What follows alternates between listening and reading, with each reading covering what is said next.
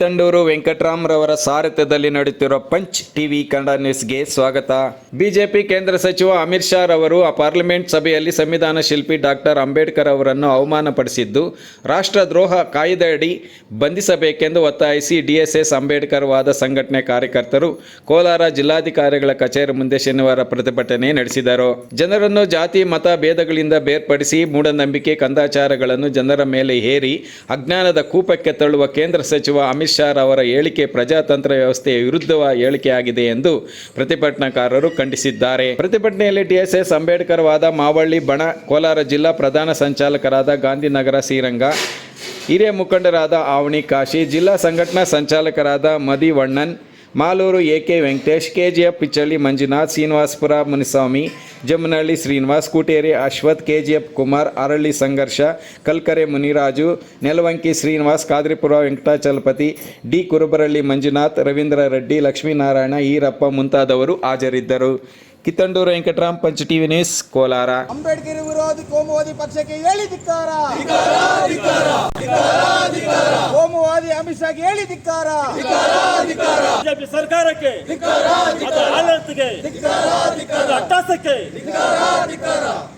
ಮನುವಾದವನ್ನು ಬಿತ್ತಲು ಮುಂದಾಗಿರುವ ಬಿಜೆಪಿ ಸರ್ಕಾರಕ್ಕೆ, ಮನುವಾದವನ್ನು ಬಿತ್ತಲು ಮುಂದಾಗಿರುವ ಬಿಜೆಪಿ ಸರ್ಕಾರಕ್ಕೆ ಜೈ ಜೈ ಜೈ ಜೈ ಭೀಮ್, ಜೈ ಭೀಮ್, ಜೈ ಭೀಮ್, ಜೈ ಜೈ ಜೈ ಜೈ ಜೈ ಭೀಮ್, ಜೈ ಭೀಮ್, ಜೈ ಭೀಮ್. ಭಾರತ ದೇಶದ ಸಂಸತ್ ಸಭೆಯಲ್ಲಿ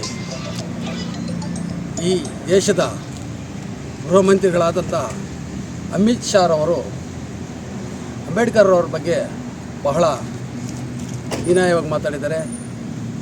ಅವರೇನಂತ ಹೇಳಿದ್ರೆ ಅಂಬೇಡ್ಕರ್ ಅಂಬೇಡ್ಕರ್ ಅಂಬೇಡ್ಕರ್ ಅಂತ ಹೇಳೋದಕ್ಕಿಂತ ದೇವರ ಹೆಸರು ಹೇಳಿದರೆ ಸ್ವರ್ಗಕ್ಕೆ 7 ಬಾರಿ ಸ್ವರ್ಗ ಸಿಗ್ತಾಯಿತ್ತು ಅಂತೇಳಿ ಏನು ಅವಮಾನಕರ ರೀತಿಯಲ್ಲಿ ಮಾತಾಡಿದ್ದಾರೆ.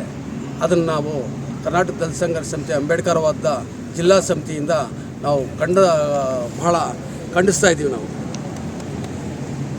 ಇದೇ ಸಂದರ್ಭದಲ್ಲಿ ಏನು ಅಮಿತ್ ಶಾ ಅವರು ದೇವರನ್ನು ನೆನೆದು ಸ್ವರ್ಗಕ್ಕೆ ಸೇರ್ತಾರೆ ಅಂತ ಹೇಳಿದ್ರೆ ಅವ್ರು ಎಷ್ಟು ಬಾರಿ ಸ್ವರ್ಗಕ್ಕೆ ಹೋಗಿ ಬಂದರು ಅಂತ ನಮಗೆ ಗೊತ್ತಿಲ್ಲ. ಇನ್ನು ಮುಂದೇನೂ ಅಷ್ಟೇ, ಅವ್ರೇನಾದ್ರು ಸ್ವರ್ಗಕ್ಕೆ ಹೋಗ್ಬೇಕು ಅಂತ ಹೇಳಿದ್ರೆ ಅವ್ರು ಇಷ್ಟ ಬಂದಿದ್ದ ದೇವ್ರನ್ನ ನಿಚ್ಕೊಂಡು ಅವರೇ ಸ್ವರ್ಗಕ್ಕೆ ಹೋಗಲಿ. ನಾವು ಅಂಬೇಡ್ಕರ್ ನೀಡಿದಂಥ ಒಂದು ಸಂವಿಧಾನದ ಅಡಿಯಲ್ಲಿ ನಾವು ಈಗ ಈ ದೇಶದಲ್ಲಿ ಭೂಮಿ ಮೇಲೆ ನಾವು ಸ್ವರ್ಗನೇ ಕಾಣ್ತಾ ಇದ್ದೀವಿ. ಇತಿಹಾಸದ ಪುಟಗಳನ್ನು ನೋಡಿದಂಥ ಸಂದರ್ಭದಲ್ಲಿ ಮನುವಾದಿಗಳು ಈ ದೇಶದ ಶೋಷಿತರನ್ನು, ಬಹುಸಂಖ್ಯಾತರನ್ನು ಗುಲಾಮರನ್ನಾಗಿ ಮಾಡಿಟ್ಕೊಂಡು ಶಿಕ್ಷಣದಿಂದ ವಂಚನೆ ಮಾಡಿದರು, ಸಾಮಾಜಿಕವಾಗಿ ವಂಚನೆ ಮಾಡಿದರು.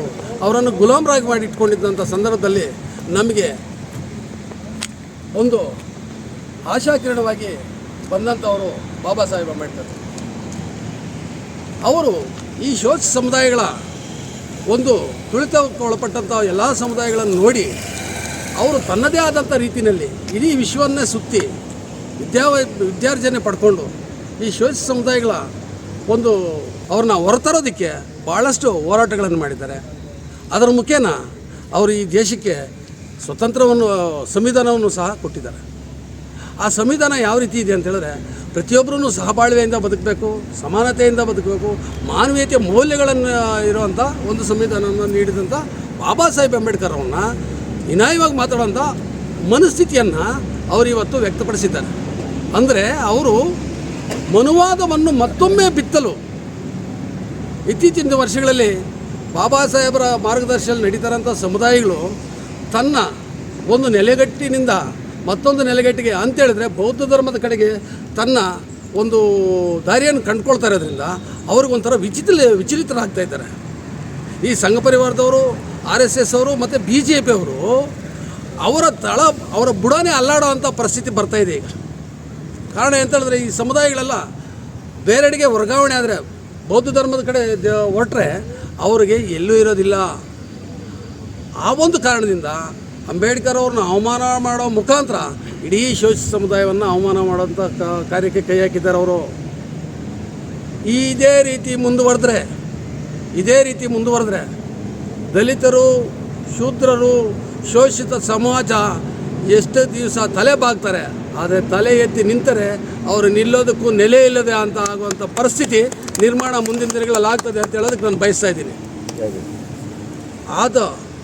ಮುಂದುವರೆದು ಅಂಥ ಒಂದು ಗಡೀಪಾರಾದಂಥ ಒಬ್ಬ ಅಮಿತ್ ಶಾ ಇವತ್ತು ಕೇಂದ್ರದ ಮಂತ್ರಿಯಾಗಿ ತನ್ನ ಸ್ಥಾನದ ಘನತೆಯನ್ನು ಮರೆತು ಮಾತಾಡಿರೋದು ಖಂಡನಾರ್ಹ.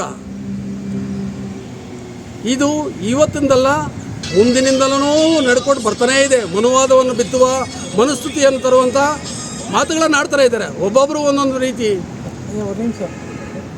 BJP ಪಕ್ಷದಲ್ಲಿರುವಂಥ ಮಂತ್ರಿಗಳು ಎಲ್ಲರೂ ಸಹಿತ ಒಂದೊಂದು ಸಂದರ್ಭದಲ್ಲಿ ಒಂದೊಂದು ರೀತಿ ಸಂವಿಧಾನದ ಮೇಲೆ ದಬ್ಬಾಳಿಕೆ ಮಾಡ್ತಾ ಇದ್ದಾರೆ, ಅಂಬೇಡ್ಕರ್ನ ಅವಮಾನ ಬರ್ತಾ ಇದ್ದಾರೆ.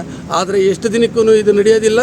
ದಲಿತರ ಸಹನೆ ಬಹುಸಂಖ್ಯಾತರ ತಿರುಗಿ ಬಿದ್ದರೆ ಇವರು ಹುಟ್ಟಡಗೋದಂತೂ ಗ್ಯಾರಂಟಿ.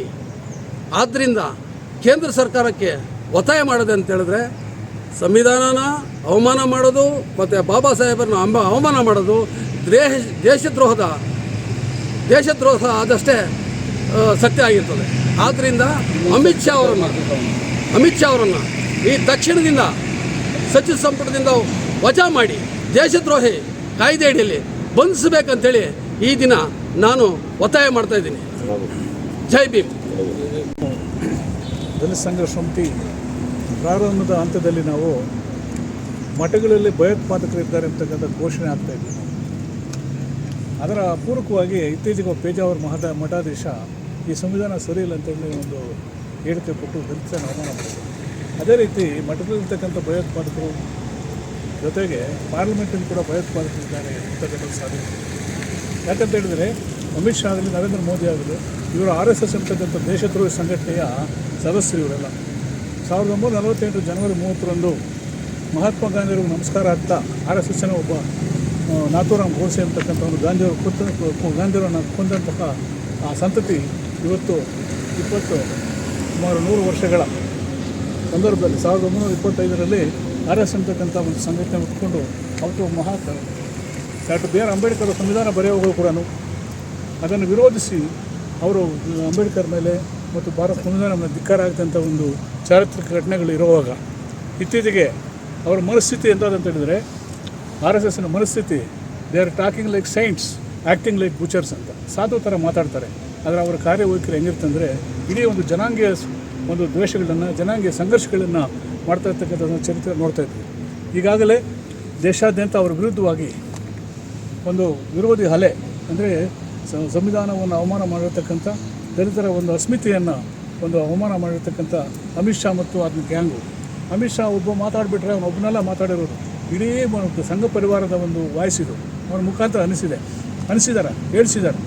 ಹಾಗಾಗಿ ಇದು ಬಹಳ ಅವಮಾನೀಯ ಮತ್ತು ಪ್ರಜಾಪ್ರಭುತ್ವದ ಒಂದು ಅವಮಾನ ಮತ್ತು ಸಂವಿಧಾನಕ್ಕೆ ಮಾಡತಕ್ಕಂಥ ದ್ರೋಹ ಎಂಬತಕ್ಕಂಥ ವಿಚಾರವನ್ನು ನಾವು ಇದನ್ನು ಖಂಡಿಸ್ತಾ DC ಅವರಿಗೆ ಒಂದು ಮನವಿ ಪತ್ರವನ್ನು ನಾವು ಕೊಟ್ಟಿದ್ದೀವಿ. ಏನಂತ ಹೇಳಿದರೆ ಅಮಿತ್ ಶಾ ಗಡೀಪಾರಾದಂತಹ ಒಬ್ಬ ಅಮಿತ್ ಶಾ 2002ರಲ್ಲಿ ಗುಜರಾತ್ನಲ್ಲಿರುವಂತಹ ಒಂದು ನರ್ಮೇದಲ್ಲಿ ಒಂದು ಆರೋಪಿಯಾಗಿದ್ದಂತಹ ಅಮಿತ್ ಶಾ ಅದನ್ನು ಗಡೀಪಾರಾದಂಥ ವ್ಯಕ್ತಿ ಇವತ್ತು ದಿವಸ ನಮ್ಮ ಪಾರ್ಲಿಮೆಂಟಲ್ಲಿ ಸೇರಿಕೊಂಡು ಇಡೀ ಒಂದು ಸಮೂಹನ ಇಡೀ ಪ್ರಜಾಪ್ರಭುತ್ವವಾದಿಗಳ ಒಂದು ಇದನ್ನು ಒಂದು ಅವಮಾನ ಮಾಡ್ತಾಯಿದ್ದಾರೆ ಮತ್ತು ದಲಿತರನ್ನು ಅವಮಾನ ಮಾಡೋದಕ್ಕೆ ಅಂಬೇಡ್ಕರ್ ಮಾಡಿರ್ತಕ್ಕಂಥ ಸಂವಿಧಾನಕ್ಕೆ ಕೂಡ ಅವಮಾನ ಮಾಡಿದ್ದಾನೆ. ಹಾಗಾಗಿ ಇಂಥ ಒಂದು ಸಂದರ್ಭದಲ್ಲಿ ನಾವು ಆತನ ವಿರುದ್ಧವಾಗಿ ಕ್ರಮ ಕೈಗೊಳ್ಳಬೇಕು, ಕಠಿಣವಾದ ಕ್ರಮ ಕೈಗೊಳ್ಳಬೇಕು ಮತ್ತು ಅದರ ಸಚಿವ ಸ್ಥಾನದಿಂದ ಅವನು ವಜಾಗೊಳಿಸಿ ಅವನನ್ನು ಬಂಧಿಸಬೇಕು. ಟೆರರಿಸ್ಟ್ ಕಾಯ್ದೆ ಉಪ case UAPA unlawful activities prevention act ಅದರ ಪ್ರಕಾರ ಆತನನ್ನು ಬಂಧಿಸಿ ಜೈಲಿಗೆ ಹಾಕಬೇಕು, ಪ್ರಜಾಪ್ರಭುತ್ವವನ್ನು ಉಳಿಸಬೇಕು, ಸಂವಿಧಾನವನ್ನು ಉಳಿಸಬೇಕು.